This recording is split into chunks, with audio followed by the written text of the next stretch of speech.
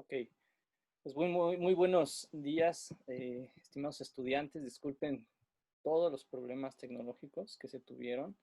Nunca me había pasado con YouTube. De repente empezó a finalizar las sesiones. Hice otra sesión, pero se dio lo mismo. De repente me finalizaba y no me decía más, ¿no? Entonces, bueno, les voy a grabar esta sesión.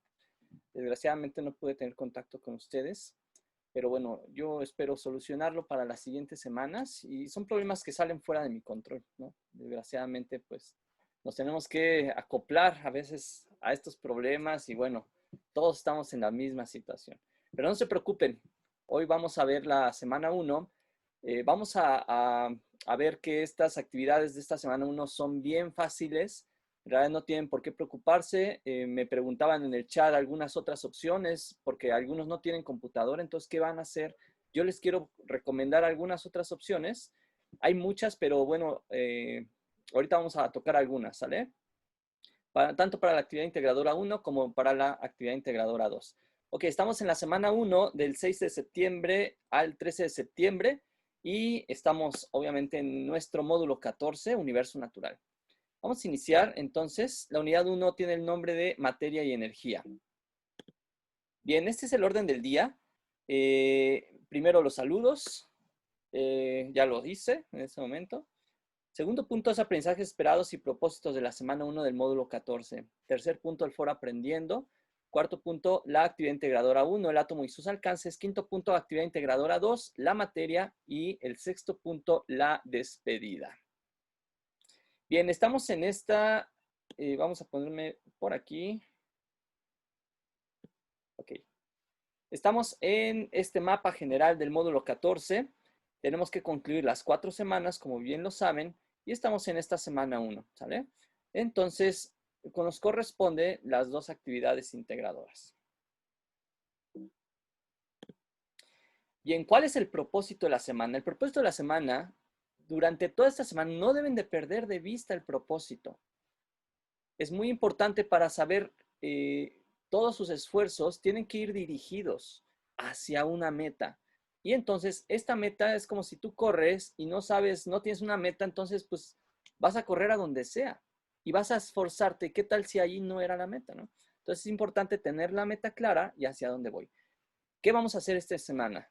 Analizará las características, las propiedades y las manifestaciones de la materia, ¿vale? Entonces, el propósito es que tú conozcas la materia, cómo se comporta la materia, qué propiedades tiene, cómo se manifiesta en nuestro mundo para, precisamente, para comprender mejor nuestro universo. Entonces, la vamos a comprender desde un nivel que es llamado submicroscópico o nanoscópico, que son el nivel, el mundo de las partículas. Y cómo estas partículas se van a unir para formar sustancias más complejas que podemos usar en nuestra vida cotidiana. Bien, este es los aprendizajes que estamos esperando de ustedes, que ustedes aprendan. En mi caso, bueno, eso es lo que es mi trabajo, facilitar el camino para que ustedes lleguen a estos aprendizajes. ¿Cuáles son? De forma rápida. Argumenta las diferencias de los modelos atómicos y su estructura y funcionamiento como parte de los compuestos químicos a partir de ampliar la información con alternativas en la red. Segundo punto, comprende la importancia de identificar las propiedades de los compuestos o materiales, hoy día dicho ya en nuestro siglo, materiales, y los relaciona con los usos que tienen en su ámbito cotidiano. Tercer punto es identifica las partes de los átomos y la importancia de conocer estas propiedades con sus reacciones y ecuaciones químicas. Cuarto punto, reconoce los estados de la materia y las fuerzas que intervienen en ellos en situaciones de la vida cotidiana. Quinto punto, describe la ley de la conservación de la materia y la ejemplifica para demostrar su comprensión y apoyar su estudio. Sexto punto, realiza cálculos de concentración de soluciones para determinar la cantidad de soluto presentes en una solución. Esto lo van a hacer en sus ejercicios formativos. Y último punto, utiliza modelos atómicos para explicar los tipos de enlaces químicos existentes entre los átomos. Entonces, muy importante aquí es saber qué es un modelo y y cómo funciona un modelo, ¿sale? En la ciencia. Estamos hablando de un modelo científico. También esto nos va a dar pauta para entender lo que son los átomos y las propuestas de la ciencia, en particular la química, propuestas de cómo estos átomos se combinan para transformarse en lo que se llama reacción química, ¿sale? Entonces, eso es lo que vamos a ir viendo. De todas formas, acabando esta sesión, cuando vean esta sesión, cualquier duda que ustedes tengan, con todo gusto, de forma personalizada, con información, yo les voy a guiar, les voy a facilitar ese camino. Cualquier duda que ustedes tengan, escríbanme. Si ustedes no me escriben, pues es imposible que yo pueda leerles la mente, ¿no? Todavía no conozco esa habilidad. Bien, Foro Aprendiendo.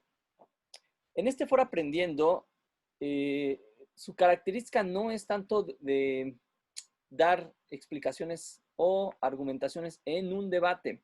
Generalmente, bueno, en el Foro Aprendiendo se introduce una controversia, ya sea ética o de otro tipo, y entonces ustedes debaten con información. En este caso, es más un foro de exploración o de percepción de aquello de lo que ustedes conocen, aquello de lo que ustedes identifican, que saben o no saben, y estas son las preguntas. Tienen este corte, estas preguntas. Las preguntas entonces deben ser, ¿cuál fue el tema que más se te facilitó y por qué?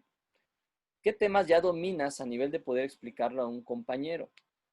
¿Qué temas no lograste dominar, pero los puedes realizar con ayuda de los recursos de la semana? ¿Vale? Son preguntas de exploración de cómo ustedes perciben los temas y cómo es básicamente como un tipo cuestionario de saber cómo están considerando o percibiendo los temas de la semana.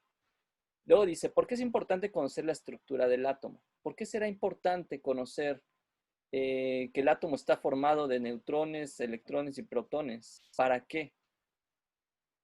Y yo les preguntaba en el foro, a ver, en una de sus compañeras, ¿cuál es la relación entre tu celular? ¿Qué importancia tiene saber el átomo en relación con tu celular que tienes en casa? ¿Realmente habrá una relación? ¿Habrá una forma de decir, bueno, esto, sin estos conocimientos del átomo no pudiera existir los celulares? Pues déjenme decirle efectivamente que sí. Si no tenemos o no se tuvo todo el proceso del modelo atómico, la construcción del modelo, en realidad no es posible o no, ni siquiera pensar en tener ningún aparato electrónico, ninguno. Yo les mandé un video acerca de eso, acerca del modelo atómico, les pido que lo revisen, es una profesora excelente, entonces ahí nos explica bastante bien cómo es esta relación entre los aparatos electrónicos y el modelo atómico. Entonces, sobre eso hay que pensar, ¿no? ¿Con qué situaciones de la vida cotidiana puedes comprobar que la materia no se crea ni se destruye, solo se transforma? ¿Qué situación has observado, qué fenómeno más bien, en el cual tú ves que no hay una transformación como tal de la materia, sino solamente un cambio en sus estados de agregación? Esto puede ser muy bien a través de lo que se llama el ciclo del agua, ¿no? Ese es un ejemplo nada más. Pero hay otros muchos ejemplos que me gustaría que ustedes los compartieran a través de cuando tú tienes una sustancia y la aplicas, puede ser calor o presión o energía, esa misma sustancia sí cambia, pero la misma sustancia la puedes retomar a su estado de agregación. Por ejemplo, ya sea un líquido, si lo pasas a gas, un gas puede ser condensado otra vez y se vuelve a ser el mismo líquido. A eso se está refiriendo. Esta situación se comprueba con la ley de la conservación de la materia, que significa que la materia no se crea ni se destruye, solo se transforma. También pueden ser también en reacciones químicas, obviamente, pero vamos a ver ahí la ley de la conservación un poquito más adelante. Y finalmente, ¿qué piensas de los temas que vistes esta semana? ¿Cuál es tu opinión de los temas? ¿Te gustan esos temas? ¿Te parecen interesantes o totalmente tediosos? También es válido, ¿sale? Entonces, les pido cuando ustedes participen, yo les ruego que contesten todas las preguntas. No se queden con ninguna pregunta sin contestar. A veces me contestan solo una, a veces dos preguntas, pero la idea es que ustedes contesten todas las preguntas de manera ordenada. Por favor, en cada una de sus participaciones, los que no han participado en el foro, contesten de manera ordenada cada una de las preguntas. Yo les pido que también tengan una actitud activa en el foro, por favor. Es importante que tengan esta actitud activa porque a través de este foro, la idea es que todos aprendamos. No solamente como, pues no lo evalúan, entonces no lo contesto, ¿no? No, debemos quitar ya esa actitud, debemos quitar ya esa forma de actuar de nosotros como sociedad, ¿sale? Entonces, por favor, veamos más allá. Es muy importante el aprendizaje, más que el tener una calificación o no. ¿Ok? Muy bien. Entonces, vamos a ver la actividad integradora 1, el átomo y sus alcances. Bien, primeramente, muchas investigaciones muestran que efectivamente la química o cualquier ciencia llega a ser tan complicada y esta es una de las razones, porque no se especifica el nivel de representación de la materia con el que estamos trabajando. Y entonces empezamos a mezclar niveles. Ahorita vamos a ver los niveles, empezamos a mezclar el nivel macroscópico con el submicroscópico y luego con el simbólico y no especificamos en qué nivel ahora nos estamos moviendo. Y hay una confusión en la mente de todos nosotros, ¿sale? Entonces, hay tres niveles de representación de la materia. Está el nivel macroscópico, el nivel submicroscópico y el nivel simbólico. Este triangulito es llamado el triángulo de John's y lo que nos indica, aquí vemos muchos autores que desde 1986 están hablando de esto. 1994, 2000, Johnston, Triagus en 2003, que este es el último, que básicamente es el macroscópico, submicroscópico y el simbólico, pero básicamente es lo mismo, ¿sale? Ahora vamos a ver, aquí está la referencia. Con estos tres niveles en mente, ¿cómo se ejemplifican? Tenemos el nivel macroscópico, el nivel macro, lo que sí, la macroquímica, lo que se dice macroquímica, o las macroestructuras, ¿no? El nivel macroscópico es aquello que sí puedo tocar, aquello que sí puedo ver, puedo oler, puedo saborear. Lo macro, lo que sí puedo tocar, palpar con mis manos, puedo agarrar. Pero en estos niveles también existe el nivel submicroscópico o nanoscópico. Es el mundo de las partículas que no puedo ver, no puedo pesar. O sea, yo no puedo agarrar un átomo y pesarlo. No existe balanza que me dé esa sensibilidad para pesar un solo átomo. No existe. Entonces, ¿qué hacemos? Bueno, este nivel no lo puedo ver, no lo puedo leer, no puedo tocarlo, no puedo palparlo. Está en la escala de nanómetros, muy, muy, muy, muy chiquitito. Es el nivel submicroscópico o nanoscópico, ¿ok? Entonces, en este punto se encuentran los átomos y las moléculas. Ojo, mucha atención. Nadie ha podido ver, ni con el instrumento más actualizado, ni más potente, nadie ha podido ver un solo átomo. Nadie lo ha visto. Fíjense, estas imágenes, ustedes yo creo, me imagino que las han visto, que están súper engrandecidas. Estas imágenes son generadas por un microscopio muy potente, se llama microscopio electrónico de barrido o transmisión. Entonces, estos microscopios lo que hacen es amplificar a una escala de partículas todas las imágenes. Entonces podemos ver las estructuras. Esta es la estructura de un copo de nieve, una estructura de hielo. Y vean cómo se ve tan hermoso realmente. Muy, muy hermoso. Estas estructuras definidas. Todo esto lo podemos alcanzar. Sin embargo, ahí todavía no estamos viendo los átomos, ¿vale? Entonces, también tenemos estas imágenes en las cuales dicen, bueno, es que ahí están los átomos, ya lo estoy viendo, ¿no? Pero en realidad no es tanto así, porque lo que nos dan estas imágenes son las señales sí, de posibles átomos, claro, pero nunca nadie ha visto uno solo, ¿sale? Entonces vemos las señales que producen esos átomos, pero no los átomos. Entonces, aquí es una pregunta un poco filosófica porque me interesa no solo que solamente tengamos estos conceptos, ya no es suficiente en nuestro siglo. La pregunta es, si no alcanzamos a ver los átomos, ¿cómo sabemos que existen o por qué creemos que existen? Es una buena pregunta porque, bueno, pues generalmente eso decimos, ¿no? Eh, pues si no lo veo, no lo puedo creer, ¿no? Pero los átomos nadie los ha visto. ¿Y por qué creemos que existen? Les voy a dar un dato interesante para pasar a la siguiente. Durante 100 años tardó la idea de que existían los átomos. En 100 años nadie pensaba pues era como aborrecible esa idea. De hecho, Dalton fue atacado mucho, porque durante 100 años pues no se aceptaba la idea de los átomos. Se aceptaba la idea de que existía fuego, aire, tierra, eh, agua, ¿no? Como elementos, y estos elementos formaban todo lo demás, ¿no? Pero nadie consideraba la idea de átomo durante 100 años. Nosotros, ¿no? Queremos, pues, aprenderlo en 20 minutos, ¿no? Que dura esta sesión, ¿no? Debemos pensar un poco más, ¿no? Acerca de esto. Y esto va en el sentido de que ustedes sean críticos. A lo mejor, perdón, me estoy saliendo un poquito del tema, pero para mí es muy importante ver nuestro siglo. Y en realidad ya no es suficiente con solo conocer conceptos químicos, sino relacionarlos, ser crítico con ellos, ¿no? Entonces, les dejo la pregunta. No la vamos a abordar más aquí, no es el propósito del módulo, pero si ustedes desean y tienen más interés en contestar esa pregunta, me lo pueden hacer llegar, ¿no? Por el mensajero y pues ustedes me pueden dar su respuesta.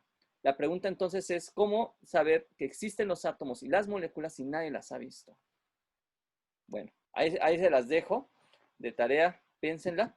Y bueno, tenemos precisamente estos modelos, retomando nuestra plática, tenemos estos modelos que seguramente los han visto, y tenemos el macro, que es la sal que conocemos, que le echamos a la comida, pero ¿cómo representamos las partículas? Ah, pues a través de modelos. Estos modelos nos indican, este modelo, por ejemplo, es un modelo cristalino, que lo que indica es la distancia entre el sodio y el cloro, ¿sale? Entonces, tenemos estos modelos que vamos a representar las partículas por medio de nuestra concepción de cómo pensamos que están unidas las partículas. Ojo, estos modelos no son la realidad, ¿sí? Son solo modelos, representaciones que nos ayudan a explicar, porque no lo podemos ver, entonces tenemos que representarlo de alguna forma. Entonces, las partículas no están quietas, siempre están moviendo y no están enlazadas así tan con palitos, ¿no? O sea, en realidad no es así, así no es la realidad, pero es una representación. Esto debe quedar muy claro, porque a veces pensamos que esta es la realidad, que están las partículas, el palito ahí, y es físico el palito, ¿no? Con las partículas. No, es una representación, ¿sale? Entonces, que quede muy claro eso. Ahorita vamos a ver los modelos atómicos.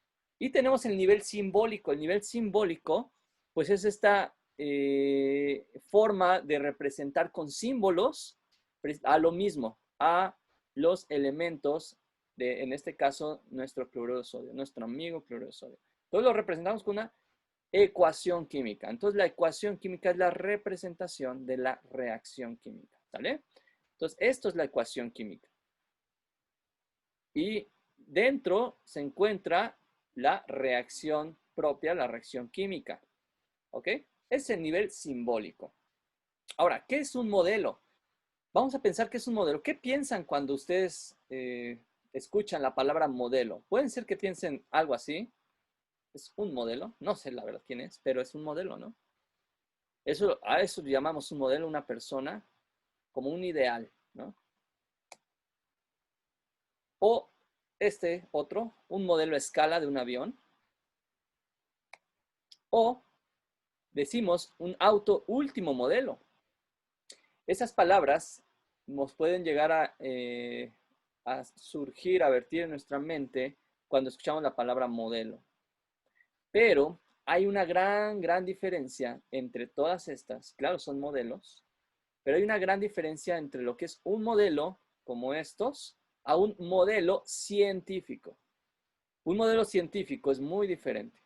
Un modelo científico dice, por consiguiente, es un objeto concreto, como puede ser concreto, hecho con materiales físicos, o puede ser abstracto, un modelo que está en el mundo de las ideas, ¿vale? O puede ser una ecuación matemática, que también nos representa el movimiento, por ejemplo, un movimiento rectilíneo uniforme. Podemos tener un modelo en una ecuación, ¿vale? Entonces, dice, además es evidente que los modelos desempeñan funciones muy diversas que van desde la predicción teórica hasta la enseñanza de las ciencias. La característica de los modelos es que promueven la construcción de teorías científicas. Por ejemplo, si yo veo a esta persona, pues esta persona no me va a promover la construcción de una teoría científica y posteriormente una ley. No promueve eso, ¿no? Pero los modelos científicos sí promueven la construcción de teorías científicas, como lo fue la ley de Coulomb, como lo estamos viendo hoy día en este módulo, como el modelo atómico. Y entonces van a promover teorías y esto es a partir de datos experimentales, de experimentos. Una vez teniendo los resultados de los experimentos, se genera un modelo que es una explicación que me genera al mismo tiempo una teoría. ¿Ok? Entonces, es importante saber que los modelos también pueden predecir. Ese es el poder de los modelos. Pueden predecir situaciones que aún no pasan. ¿Sale? El modelo científico puede predecir. ¿Por qué? Porque están basados en datos experimentales. Y los datos experimentales, pues, son hechos, ¿no? O sea, no podemos inventarle ahí, ¿no? Son hechos que suceden a través de un experimento. Entonces, con esa base, yo formo un modelo, genero una teoría y entonces puedo predecir a otros fenómenos, ¿sale? Entonces, es bien poderoso un modelo. Por eso en la ciencia trabaja con modelos, son bien poderosos, en todo hay modelos, ¿no? ¿Por qué? Porque si queremos ir a lo más profundo y explicar con base en lo más profundo que son las partículas que no vemos, pues tenemos que generar modelos. Tenemos el modelo del ADN, tenemos otros muchos modelos en la ciencia, ¿sale? Entonces la ciencia trabaja con modelos. Bien, tenemos el modelo atómico. Ese es en nuestro caso el que vamos a estudiar. Empezamos con Dalton, 1808, pasamos con Thomson, 1904, Rutherford, 1911, Bohr, 1913 y Schrödinger, 1924. Bien, vamos a, muy breve, vamos a darle una repasada a cada uno, de forma muy breve. El primero, bueno, empezamos con Dalton, pero en realidad empezó antes con Demócrito. De hecho, ahí Demócrito lo que él indica es que la materia estaba compuesta por un espacio vacío a través del cual se mueven los átomos.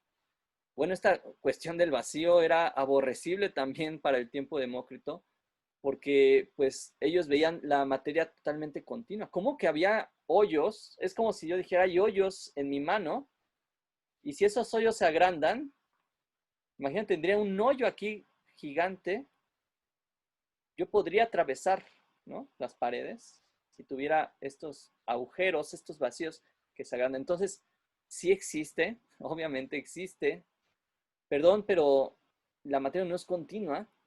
Hay agujeros pequeños, vacíos en mi mano. No los veo, pero ahí están. Entre átomo y átomo existe pues vacío. O sea, no hay nada, ¿no? Y eso es, bueno, una cuestión filosófica muy interesante, pero bueno, no hay tiempo para seguir platicando de ello. Pero en la materia hay vacío. Y bueno, nada más como un dato, si yo de aquí, de donde estoy, imagínense el núcleo a 20 kilómetros, ¿no? Más o menos, para dar una idea, 20 kilómetros, o bueno, pensemos 10 kilómetros, es muchísimo espacio. Pues así están los átomos con respecto al electrón. Protón, neutrón, hay un gran espacio de vacío para llegar al primer electrón. Eso es muy interesante, ¿no? Entonces hay gran espacio, la materia tiene mucho espacio. Pero bueno, vamos a continuar. Entonces, el Demócrito decía, bueno, si hay espacio vacío, ¿no? Ah, y Aristóteles se lo acababa, ¿no? Decía, no, ¿cómo es posible, no? Estás loco, Demócrito, ¿no? Pero bueno, hay también, él decía, diferentes clases de átomos tienen tamaños y formas distintos y los átomos son sólidos, homogéneos, indestructibles e indivisibles. A, sin, tomo, división. Es decir, Demócrito lo que decía es, no hay, en un átomo, cuando llegas a un átomo no existe una división. Entonces ponía el ejemplo de la manzana, que le ibas cortando a la mitad hasta llegar al átomo de manzana, que es carbono o nitrógeno. Entonces, ahí ya no hay división, ¿vale? Y esto todo lo hizo sin experimentos, solamente a través del pensamiento filosófico. Bueno, aquí, como les decía, ¿no? Él dice, ¿no? ¿Qué mantiene unidos esos átomos? ¿Cómo que los átomos se mueven por un espacio vacío? Son cuestiones que se preguntaban y le rebatían a Demócrito. Bien, viene la teoría atómica de John Dalton. Imagínense de pasar de 460 antes de Cristo apenas hasta el 1766 la primera teoría atómica. Por eso les digo, nadie acepta esa idea y nosotros la aceptamos en 10 minutos, ¿no? Pero bueno, esto, aquí están los postulados de Dalton. Él decía, el átomo es una esfera compacta, indestructible e indivisible. Luego él decía, el átomo es la mínima porción de materia. Dalton veía a los átomos como esferas, ¿ok? Todos los átomos de un elemento dado son idénticos y tienen el mismo tamaño y la misma masa y las mismas propiedades químicas.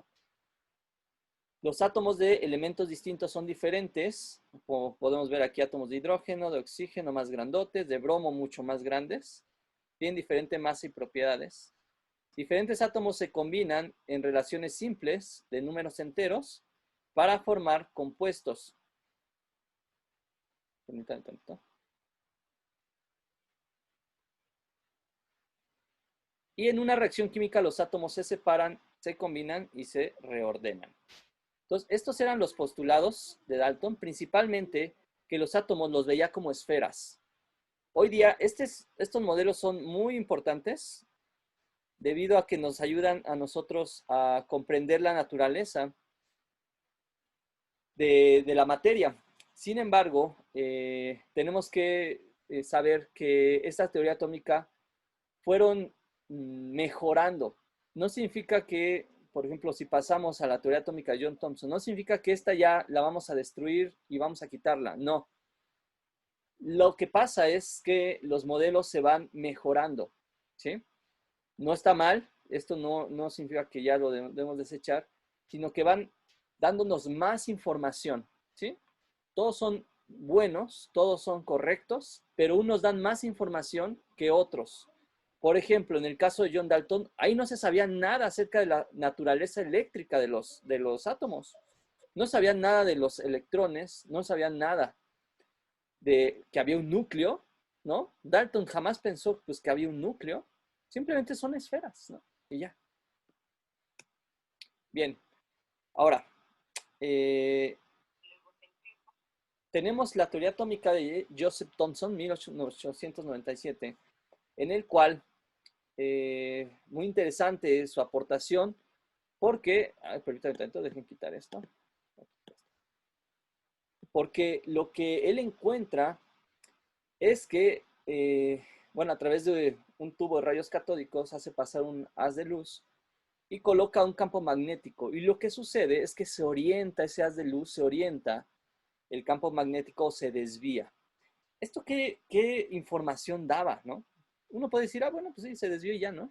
Pero para Thomson, con su carga teórica que tenía, su información anterior, él pudo definir que el átomo es una esfera de electricidad positiva y los electrones se encuentran distribuidos en ella semejando un budín de pasas.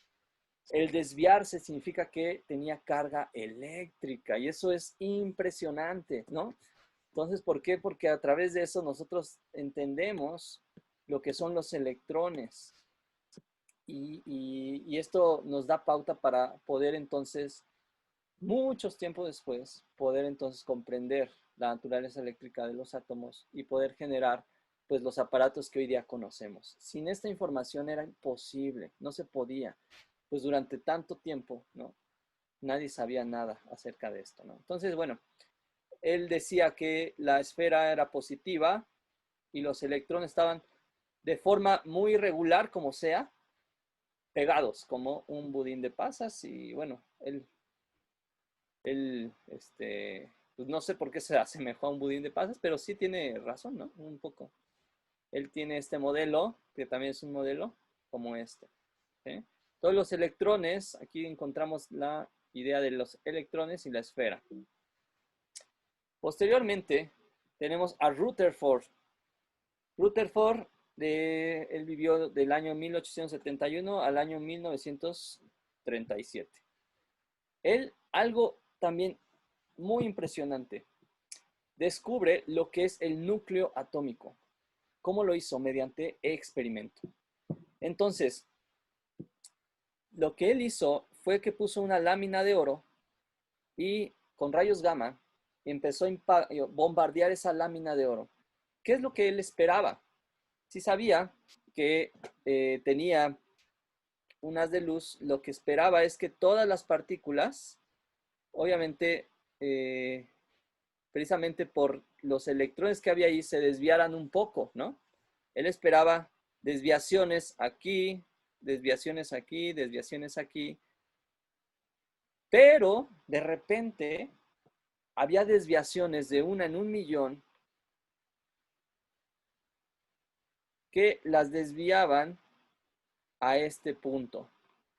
Tan desviado, y él precisamente ideó un modelo a través de estos resultados en el cual él consideró que existía un átomo y una en un millón de esas partículas le pegaba a ese núcleo y la desviaba a este punto.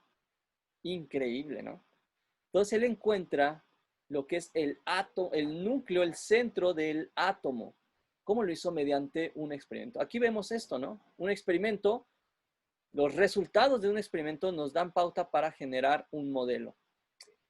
Muy interesante. Entonces, el error de Rutherford fue pensar que un cuerpo cargado eléctricamente al estar en movimiento emite energía, al terminar su energía caerá hacia el núcleo, pero esto no sucedía. Él decía, bueno, ahora ya tengo un modelo en el cual yo pongo el centro y los electrones están girando alrededor del centro. Sin embargo, pues como la física clásica de Newton, ¿no? Él consideraba que, bueno, cualquier cuerpo que está girando va a emitir esa energía, está emitiendo y va a perder poco a poco esa energía hasta llegar a este electrón al núcleo y ahí va a perder completamente esa energía. Pero no sucedía eso, ¿no? O sea, todo seguía normal, ¿no? Entonces, como ven, hacía falta un nuevo modelo que nos diera mayor información, ¿ok?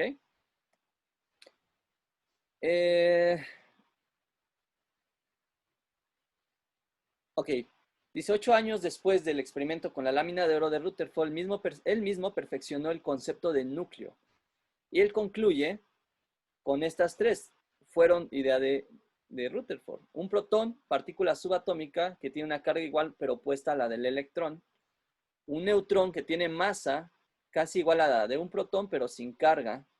Y un electrón, partícula negativa con una carga elementalmente negativa y gira alrededor del núcleo. ¿Vale? Ya estamos formando, ya estamos viendo, visualizando el modelo atómico que tenemos. Finalmente venimos con Bohr. Y Niels Bohr, algo interesante, él tiene estos postulados. Dice, los electrones en los átomos están localizados en órbitas. Entonces, Bohr lo que hace es colocar, ya no como sean, van a estar girando, sino en órbitas o niveles de energía alrededor del núcleo. Ojo, Bohr no es que Bohr esté solito, ¿no? En un laboratorio y él solo ideó este modelo y él solamente, ¿no? Con su gran intelecto pudo hacer esto. No es así. La ciencia no es así.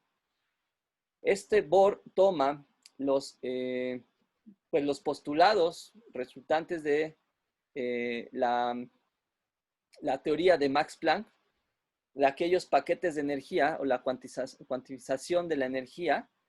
Y Max Planck realmente fue el primero que dijo que la energía estaba cuantizada, es decir, que la energía estaba, digamos, como restringida a pequeños a pequeños paquetes de energía y tenían un nivel de energía muy específico.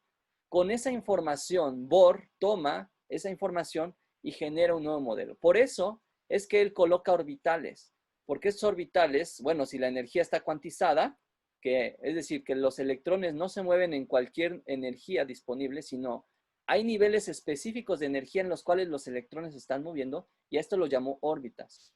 Las órbitas son solamente las trayectorias de los electrones que van a estar tomando a determinadas energías, ¿sale?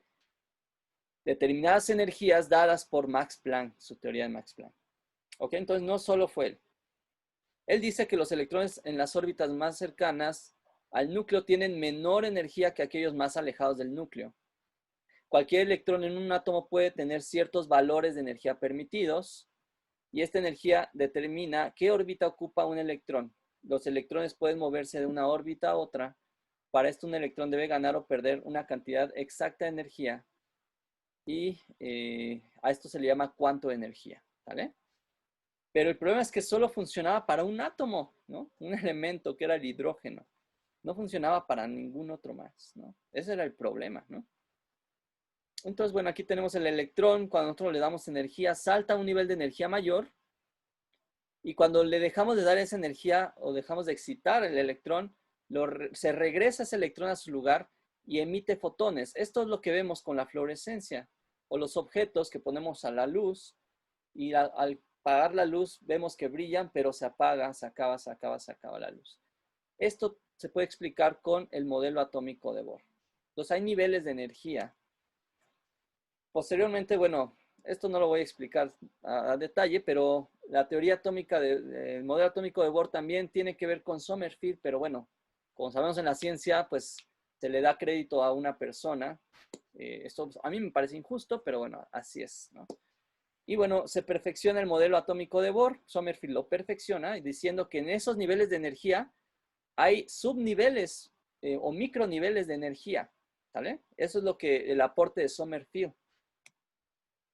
Y finalmente llegamos a la teoría atómica de Ernst Schrödinger. No van a colocar esta teoría atómica de Schrödinger, pero a mí me gustaría que la supieran, simplemente conocerla, porque aquel que le interese ya a profundidad esta parte, esta teoría se ve en los niveles universitarios. Entonces, si a ti te interesa la ciencia, la química, la mecánica cuántica, la física cuántica, este es lo que vas a ver en alguna materia acerca de la teoría atómica, el último modelo que tenemos de la teoría atómica, ¿no?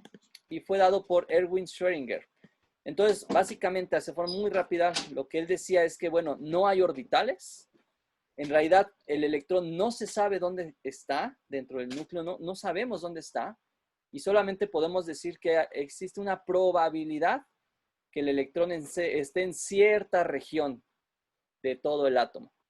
Entonces, esto que vemos aquí, estos circulitos, yo supongo que sí los han visto, esos globitos, son precisamente la región en el espacio donde se pretende o se sabe que está el electrón. No se sabe dónde, ni se sabe exactamente la posición, solamente es una región probable donde puede estar el electrón. A esto se le llama funciones de onda, ¿sale? Y es la probabilidad en la cual se puede encontrar el electrón. Entonces, aquí vemos que está el núcleo, un poco más lejos, más lejos. Todos estos puntitos son pues, los posibles posiciones en las cuales pueden encontrarse el electrón, y finalmente se generan como producto estos pequeños globos que seguramente los han visto, que se llaman orbitales. Y esto no es más que regiones en el espacio donde es probable que esté el electrón, y estos surgen a partir de ecuaciones matemáticas, ¿vale? Entonces, si te gustan las matemáticas, pues también este es tu lugar, ¿no? Y bueno, aquí tenemos también la configuración electrónica que sale precisamente de las ecuaciones de Ernst Schrödinger. Bien, entonces, ¿cómo se relaciona el átomo con las reacciones químicas, el modelo atómico con las reacciones químicas. Bueno, pues sabemos que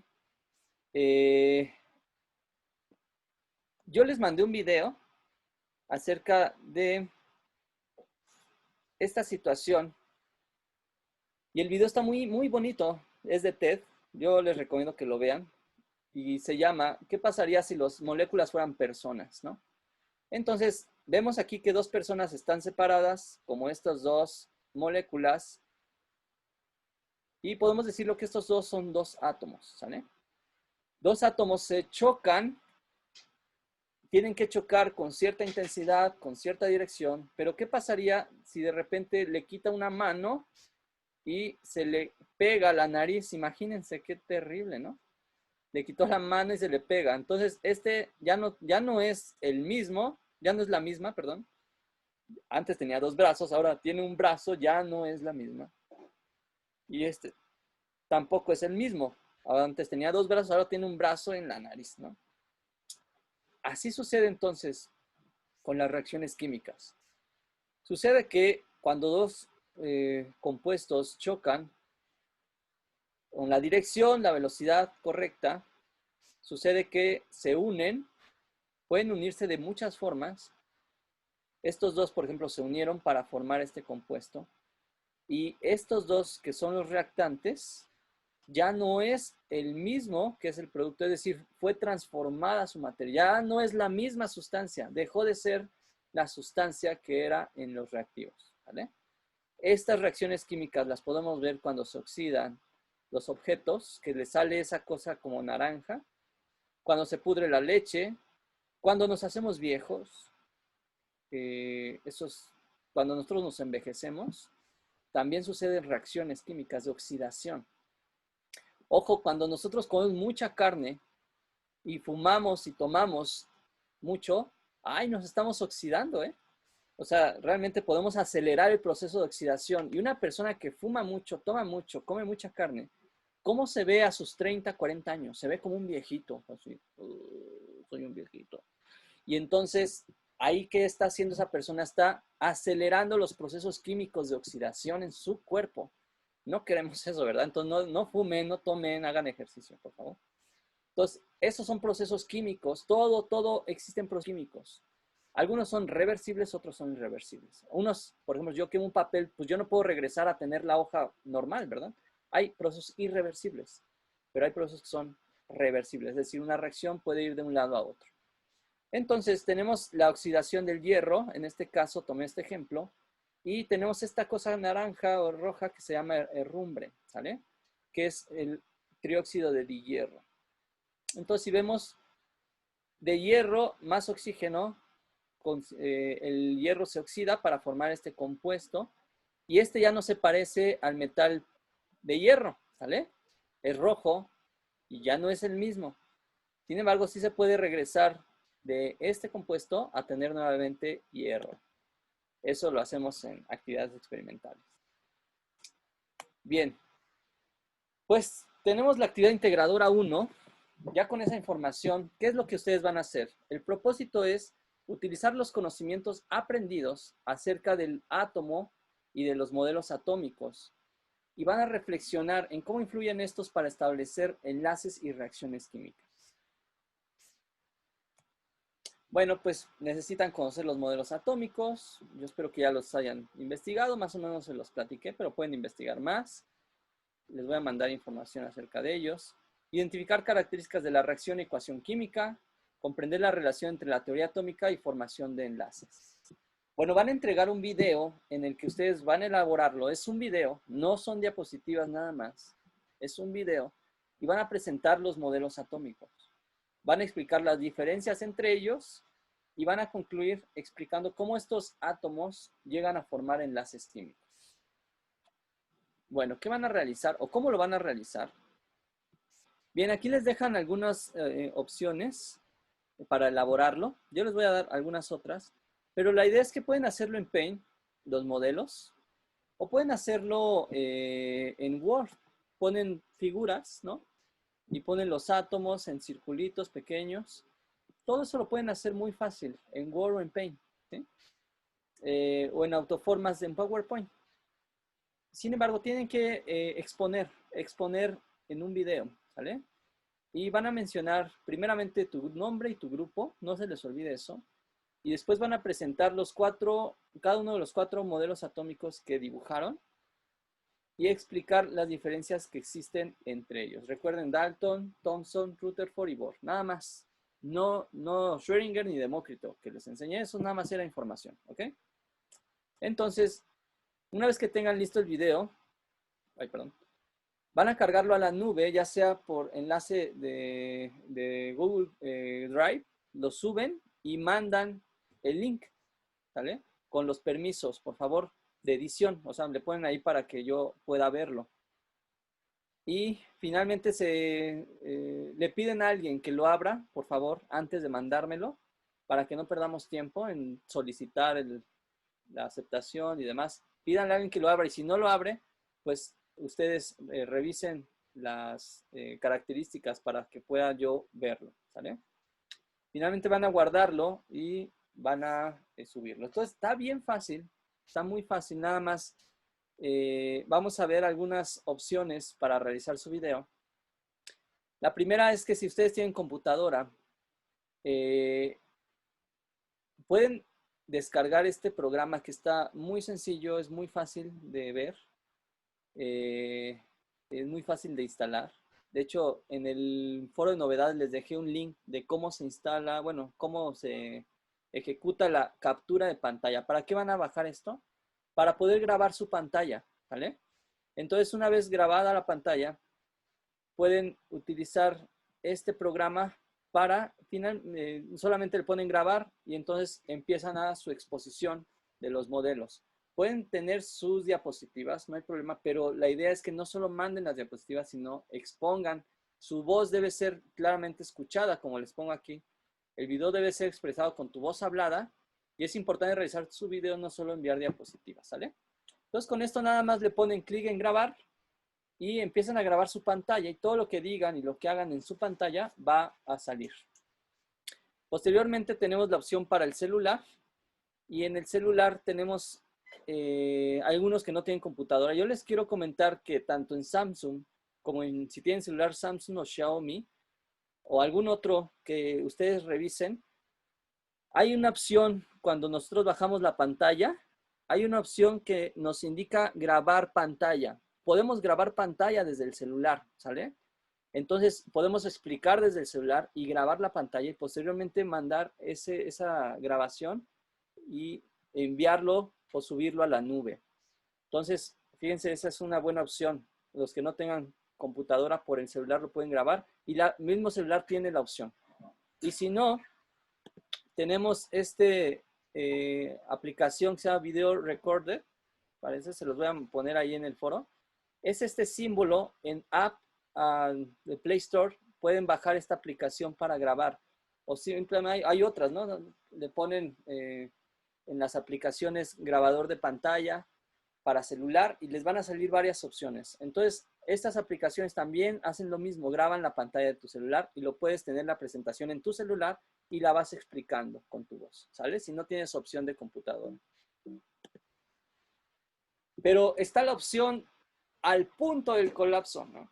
Imagínense cuando ustedes ya se encuentran así, en caso de las mujeres, en caso de los hombres que ya no soportan, ya no pueden hacerlo, que todo se traba, pues la última opción es grabar la pantalla de la computadora o de grabar con otro celular. Es la opción menos recomendada, ¿sale?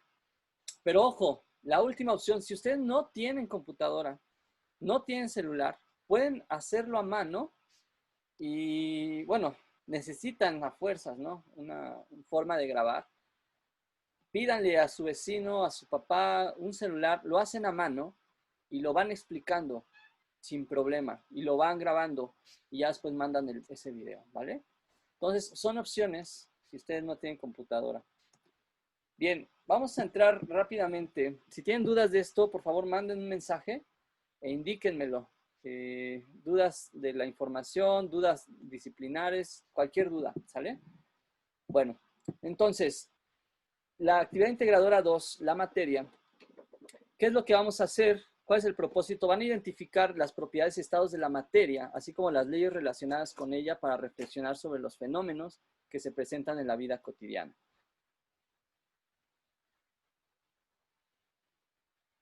Bien, ¿cómo lo van a realizar?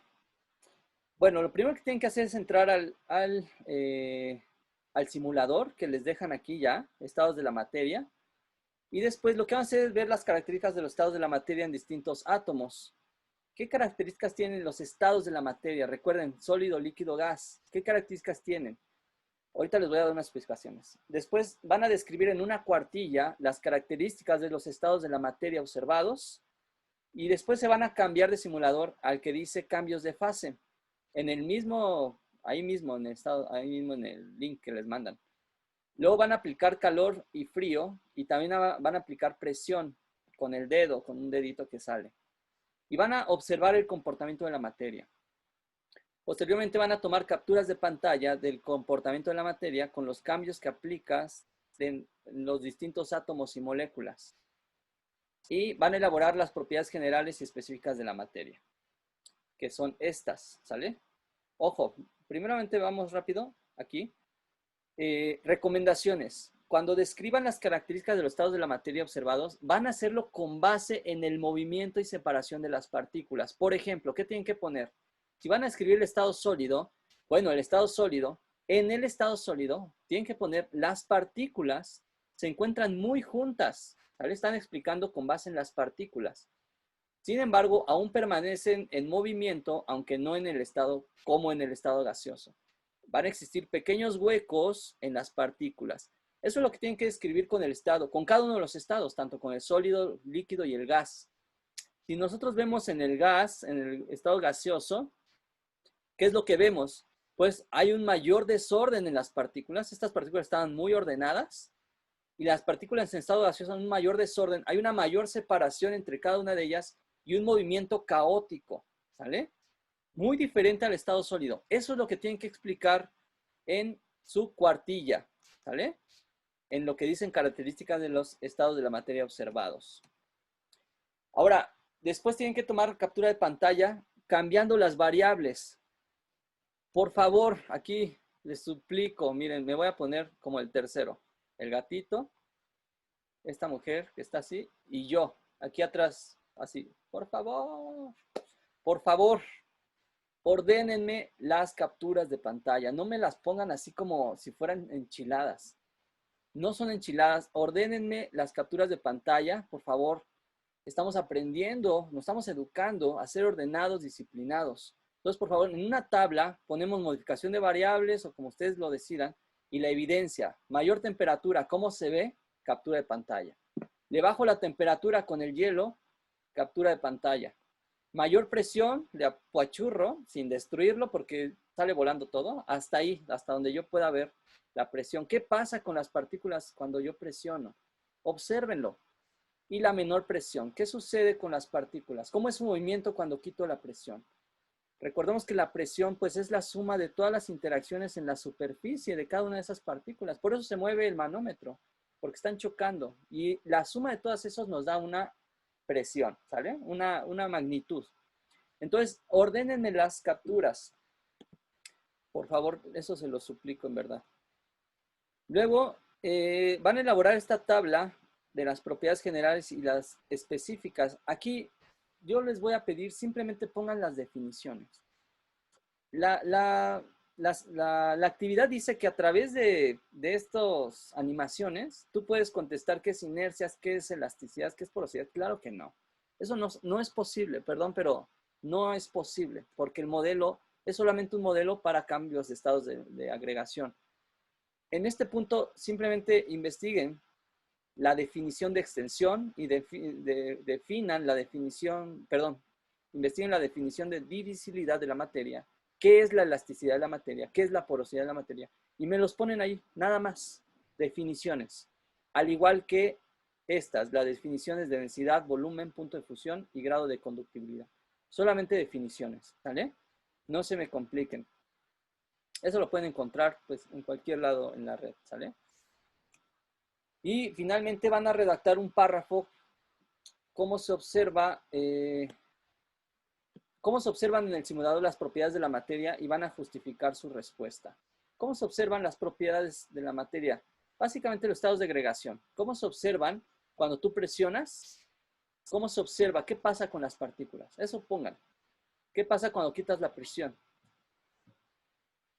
Ahora, una vez que tienen eso, que tienen esa parte, se siguen a la siguiente parte y básicamente ya es, en este punto es un ejercicio muy sencillo de la ley de la conservación de la materia.